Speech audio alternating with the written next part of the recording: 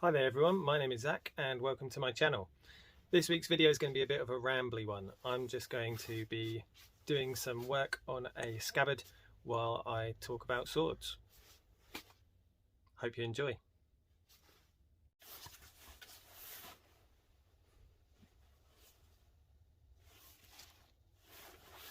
So what I'm currently doing is I'm fixing a scabbard that I made a while ago, and it broke about here just the year before lockdown. So I've glued it back together. It's wood cord. I've glued it back together and I've added a linen facing to it, and I'm going to add another strip of linen down this side to hopefully add a bit more strength as well, and then I'm going to face it in leather again. But I thought, you know, this is something that I wanted to do, but it's also something I wanted to talk about swords a little bit as well for a video. I thought, hey, why don't I just do both at the same time? We can find out if this is the kind of thing you guys are interested in. So what did I want to talk about swords for? Well, reenactors, we like to educate and we like to talk about the things that we love. And something that I've heard said a lot by late 15th century reenactors, and that I've said as well, so please don't hear me as getting at you if this is something that you've said, because this is something that I've said as well. It's kind of our received knowledge is that swords by the late 15th century are not very useful on the battlefield, and I think that is overstating a point. Well, now we can go back and forth about what we all think. What is my evidence for this statement? Sorry to everyone who is a dressmaker or, you know, works with fabric. I'm sure that this is probably very upsetting for you, seeing me treat this linen in this way. This isn't my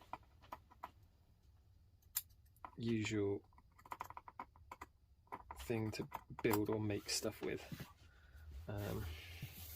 but I'm told, reliably informed, that scabbards tended to have a linen layer as well to stop them from breaking like my one did.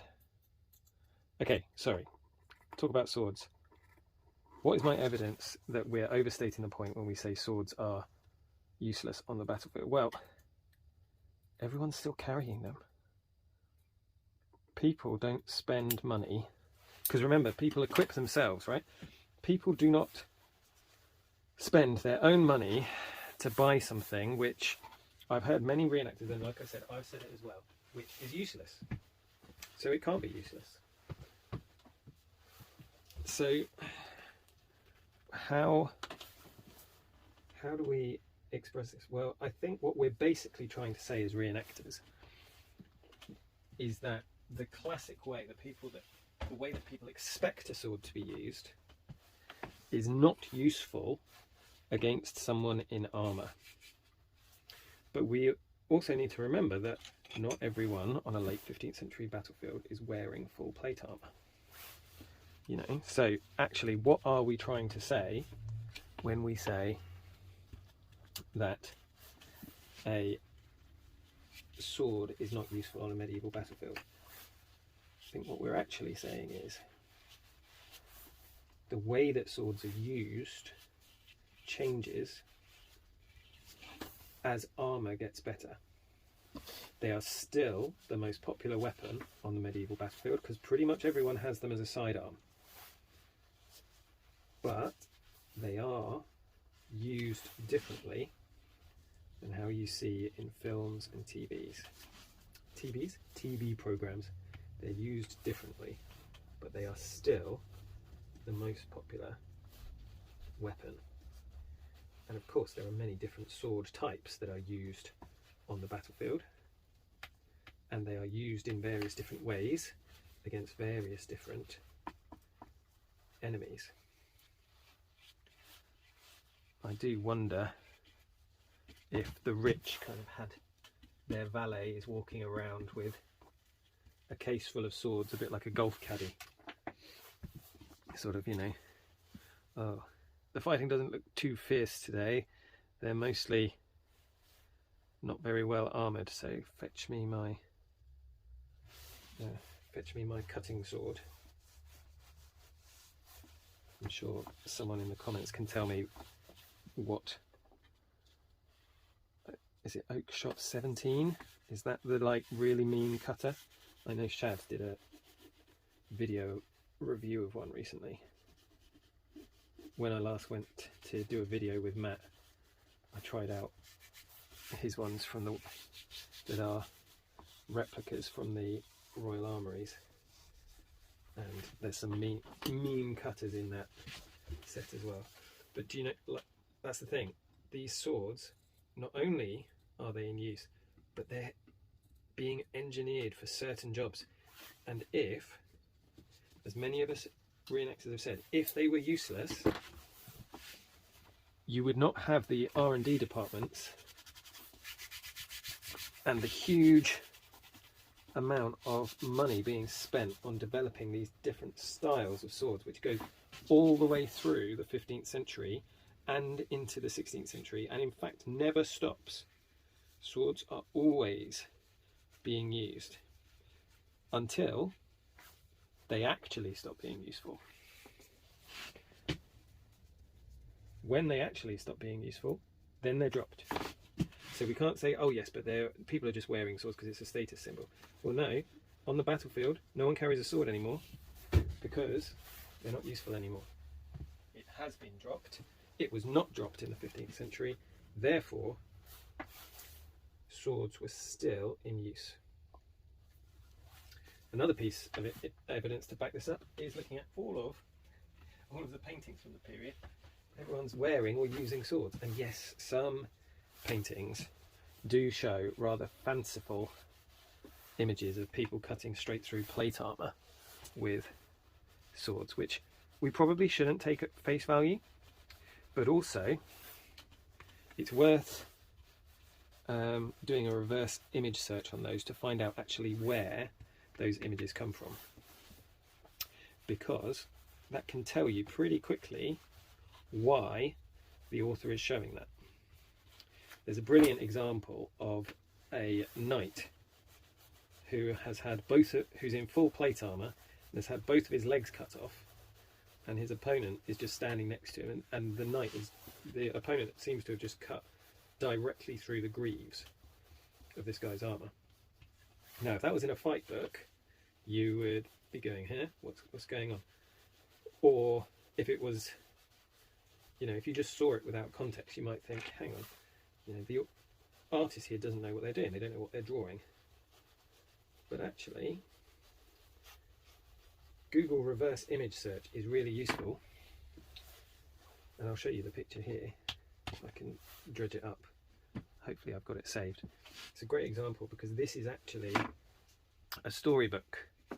It's the 15th century version of an action comedy, and this is a giant that is being killed by the main character, the female action hero. In fact, it's very Shakespearean. Basically, she dresses up as a man and gets into all of these fights and wins all of them, and then another woman falls in love with her. It's very funny. Basically, the person that she's cut the legs off is a giant, and just the author and the artist decided that the funniest way to kill a giant is to cut their legs off first, you know, pick on someone your own size kind of thing.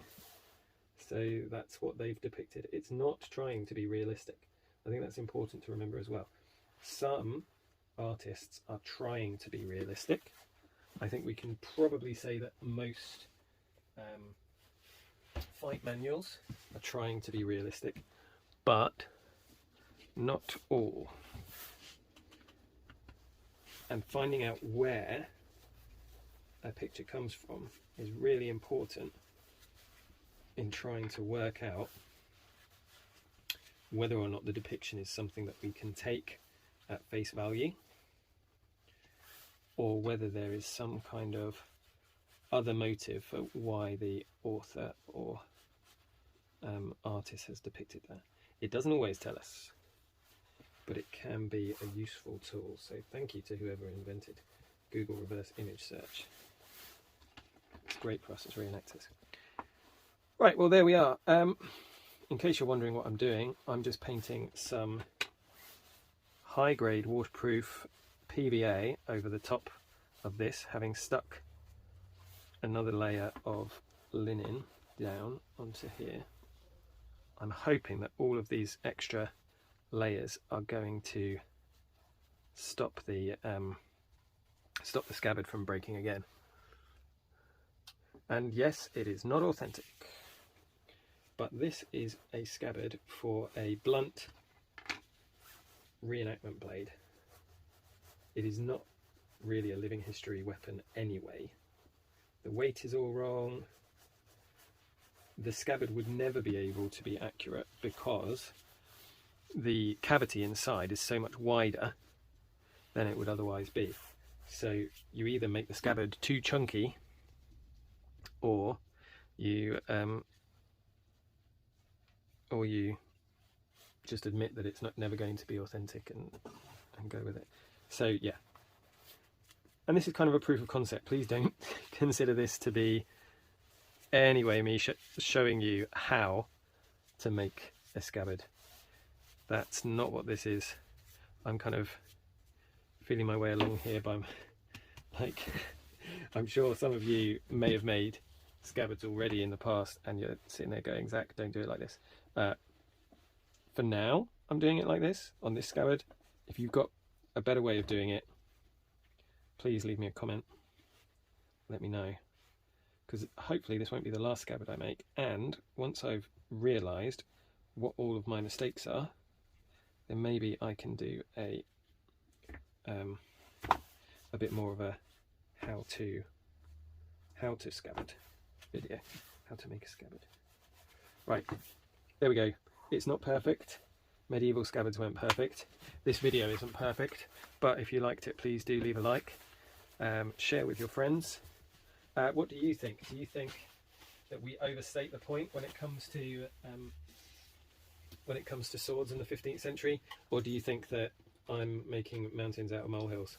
Let me know in the comments down below. If you want to support the channel, then making sure you're subscribed, liking, sharing, all of those things are great. And I've got a Patreon as well. Big thank you to my night level patrons, especially all of my patrons. Thank you, all of my patrons. But the night levels get a shout out as well, and their names are going along the bottom of the screen now. So thank you, you guys. And on Wednesday this week, I should mention this as well. I should have mentioned this earlier. On Wednesday this week, we're going to be doing our live stream. So that is the 1st of March, 2023, 8 o'clock UK time. And that is going to be with special guest Matt Easton of Schola Gladiatoria. So come along and join us for that. If you're watching this now, if you're watching in the future, then you'll have missed it, but you can find it on the channel anyway and watch that. Thanks guys. See you in my next video. Bye bye.